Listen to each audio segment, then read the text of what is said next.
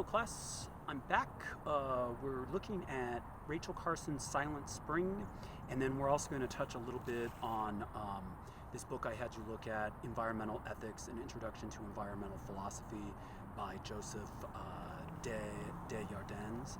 And so starting off with Rachel Carson's Silent Spring, as Desjardins highlights, this is really the beginning of what we know of as environmental ethics, okay? Even though Rachel Carson was not a philosopher or an ethicist outright, formally, she was a marine biologist and a writer, she still was dealing with the environmental impact of DDT and that impact as it's understood ethically. In other words, this is way in which we're understanding a relationship to nature and our environment. So DDT is basically insecticide, or otherwise known as a pesticide, and its original function was as a pesticide to curb the spread of typhus and malaria, okay, by way of mosquitoes. But it also gained further popularity after World War II, and people were using it in their houses and in their gardens, and likewise farmers were usually using it to spray crops. Okay, and so in the chapter I had you look at, which was the obligation to endure from her book Silent Spring, we're looking at mainly a way in which human beings are related to the environment, okay? And so that's key. Another way we could think of that is the way in which humans are in a relationship to nature, okay? And so that's key there, because we're not always looking at it in that sense, because the way we usually look at it is through the lens of people doing bad things in the environment by way of these pesticides, okay? So in the chapter, she's highlighting the effects of chemicals. So in other words, the way that humans use chemicals to deal with nature. And one way that we were conscious of at the time she was writing this in 1962 had to do with the Cold War. So in other words, there was the threat of nuclear proliferation, and so under the threat of nuclear proliferation, a lot of people were discussing the effects of radiation in the environment, okay? So that's one of the reasons why she's mentioning radiation, because there's that connection to the way that we are using chemicals to interact with ourselves and obviously to the environment, our surroundings, i.e. nature, okay? And so she points this out, but she doesn't really highlight that this is under the ideas of the Cold War. So that's something that we need a little bit more background on. And so that's a better understanding of it.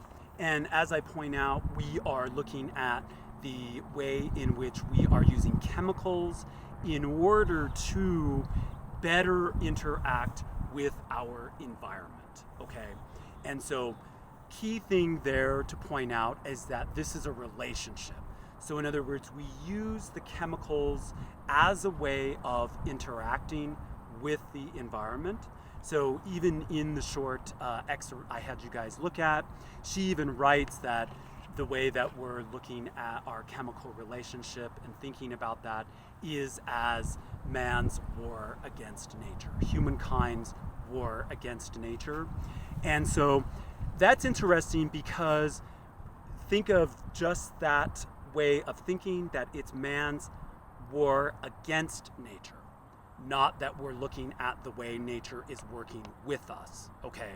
And so that's key, because when we read her excerpt, her chapter, we're reminded of this idea of anthropocentrism. So anthropocentrism is the idea that our view, in other words, our human view, is the way that we are interacting with our environment, and that takes precedence, okay? And so when our human needs and concerns take precedent above and beyond the environment, we tend to overlook key aspects of the way that we are using chemicals in the environment that harm the environment and animals. And so in the case of DDT as a pesticide, we use it to improve our crop yield, so there's an economic concern, and likewise we look at it in a technological sense. How is it that we could better be in our environment? How is it that we could better be in nature? Well, that would be to do away with harmful insects that diminish our crop yield. And so there's the technology, and then likewise there's also an economic concern as well.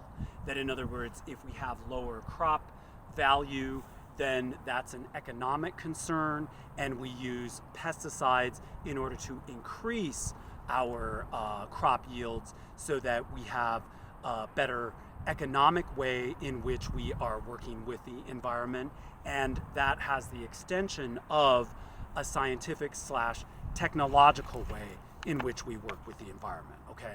And so that's key. This war against nature is key because the way that we looked at nature in the post-war, Cold War period had to do with us against nature, or favoring our view as opposed to looking at the way that nature is a system in which we are operating within, okay? And so that's key because that will serve as a theme throughout the semester. How is it that we are working with nature? How is it that we're working against nature? How is it that we're ignoring our relationship, just our relationship to nature is key to understanding some of the problems that we're having, not only in our view of nature, but also in the way that we control nature and the way that we are using technology and economics to favor a view of nature that doesn't always put a nature in the forefront, but puts our concerns ahead of nature's consequences, the consequences that we're not fully aware of, okay? So I'm also having you look at some of the beginning chapter from Joseph Desjardins' Environmental Ethics, an Introduction to Environmental Philosophy, because he sets this relationship up to begin with, okay? So how do we make the right decisions in terms of our ethical framework? When we're thinking of an ethical framework, we are then favoring a philosophical point of view that is not common, okay? So let that be known that when we are having our conversations about the environment and nature and science and nature and technology and economics and nature, we tend to forget the importance of our ethical point of view, okay? And so our ethical point of view is our philosophical point of view, and we are then showing that philosophical point of view tends to be more, how shall we say, fundamental to the way that we're going to have a better ethical framework above and beyond science and technology. Another way to think of that is even when we are working with science and technology, we're still using ethics, we're just not aware of it.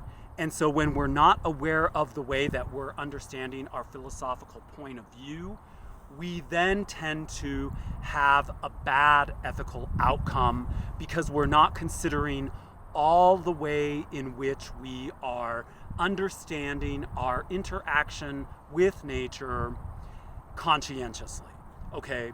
So in other words, he sets up and has a lot of discussion on how it is that when we are looking at our problems ethically, i.e. philosophically, how that is not the same as a scientific outlook, okay? So in other words, a scientific outlook tends to favor only one way of understanding, and it tends to exclude other ways of understanding. And so the one way that it doesn't always focus on is the way that we understand our world philosophically / ethically, okay? And so when we're thinking of the way that we understand our world ethically, we're thinking of that conscientiously, okay? So conscientiousness has to do with a rational point of view, but likewise it also has to do with our normative point of view. And so when we're understanding something normatively, that's different from just something that is merely descriptive, okay? And so this is highly important because in typical discussions around the environment, we tend to favor only technology. In other words, if we are having problems in the environment, we often think that we're going to get a better view of it through, or a better handling or a better practice of it by way of technology. In other words, we need to just think of a better technological solution. But that's not always the case, and that's not always a solution, because if we're only favoring that view, we are ignoring the ethical / conscientious point of view. And so having just a sense of technology or an improvement of technology tends to be just favoring a descriptive account that's different from a normative / moral account of our understanding of our relationship with nature and our environment and with ourselves, and also non-sentient beings and animals as well, right? Because even if we think of, say, DDT, for example, one of the things that Rachel Carson points out is that we have insects that build a tolerance to the insecticide, to be that over a length of time, we then have to come up with a better insecticide in order to combat the pests that we're trying to combat. And so in that sense, it's not always just about coming up with better technology, but rather reframing our decision-making process to understand that our decision-making process doesn't just have to do with science and technology, rather that our ethical point of view is what should be predominant in the name of being more conscientious and doing good in our environment and in nature, okay? And so understanding that this is not some just arbitrary subjective point of view, but rather that it has a focus toward goodness, toward our environment and our surroundings, okay? So I think that gets us a good start thinking about not only Rachel Carson's Silent Spring, but also Desjardins' distinction between science, technology, and ethics. Okay? So key to understand is that this way of thinking is relational, but at the same time, it's conscientious. Okay? Not just conscious, but conscientious. Okay? So thank you, and we'll continue the discussion further as we continue. Bye-bye.